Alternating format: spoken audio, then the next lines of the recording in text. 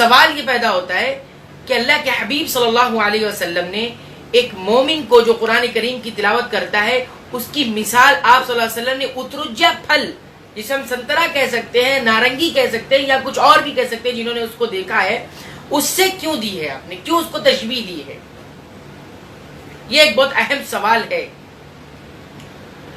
حالانکہ اور بھی اس کے بالمقابل میں بہت سارے پھل ایسے ہیں کہ جس کے اندر خوشبو بھی ہے اور اس کا ذائقہ بھی بڑا لذیذ ہے، بڑا اچھا ہے، بہت سارے پھل ہیں ایسے، لیکن اترجہ کیوں آپ صلی اللہ علیہ وسلم نے جو ہے تشبیہ دی ہے؟ اترجہ سے ہی ایک مومن، قرآن پڑھنے والے مومن کو تشبیہ دی ہے۔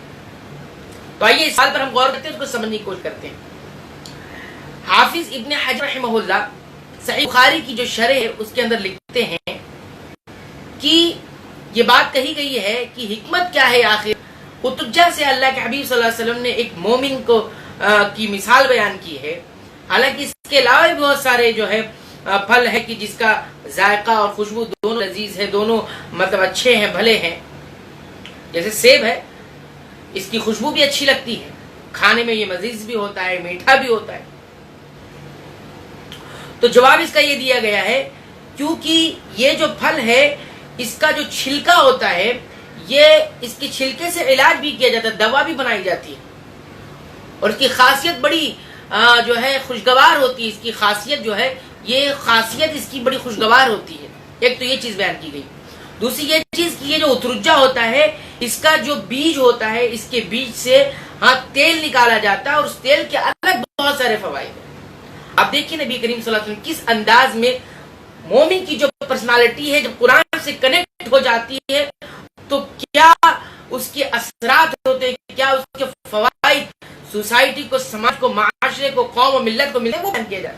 آپ دیکھیے ایک طرف اترجہ پھل ہے، نارنگی سنترا پھل ہے، اور دوسری طرف مومن کی پرسنالٹی اور مومن کی شخصیت ہے جب قرآن سے کنیکٹ ہو جاتی ہے تو کہتے ہیں کہ اس میں ایک تو خاصیت یہ ہے کہ اس کے چھلکے سے علاج کیا جاتا ہے، دوا بنائی جاتی ہے، خاصیت اس کی بڑی اچھی ہے۔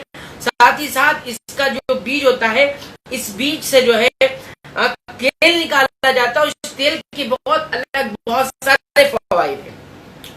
اس کے بعد ایک بات یہ بھی کہی گئی ہے کہ یہ جو جنات، جو مخلوق ہے، یہ جنات اس گھر کے قریب بھی نہیں جاتے جس میں یہ اترجہ پھل موجود ہو سکتا ہے۔ اس میں یہ بات ہو کہ اس پھل سے انہیں کسی قسم کا کوئی چیڑ ہو، کسی قسم کی کوئی بات ان سے ہو جو اس سے بھاگتے ہوں، تو یہ بھی بات کہی گئی ہے کہ جنات جو ہوتے ہیں اس گھر کے قریب نہیں جاتے، اس گھر میں یہ اترجہ پھل ہوتا ہے۔ تو مومن جب قرآن سے کنیکٹ ہو جاتا ہے، اس کی تلاوت سے، اس پر عمل کرنے سے، اس میں فکر سے، اس کی مثال ایسی ہوتی ہے، تو اسی لیے مناسبت ہوئی کہ قرآن کے ذریعے مومن کے جڑ جاتا ہے، تو اس کی مثال اس درخت سے، اس پھل سے دی گئی، تاکہ جس مومن کے اندر قرآن کریم کی تلاوت، زندگی میں قرآن مجید کی تلاوت ہوگی، اس پر عمل ہوا، تو شیطان بھی اس کے قریب نہیں جائے گا۔ جس اترجہ پھل کے قریب شیطان نہیں جاتا، ویسے ہی مومن کے قریب شیطان نہیں جائے گا۔ اور اسی طرح یہ بتایا گیا کہ اس پھل کا جو بیج ہوتا ہے اس کا غلاف وائٹ ہوتا ہے، سفید ہوتا ہے۔ اس پھل کا جو بیج ہوتا ہے، اس بیج کا جو غلاف ہوتا ہے، کور ہوتا ہے چھلکے بیج کا، وہ سفید ہوتا ہے۔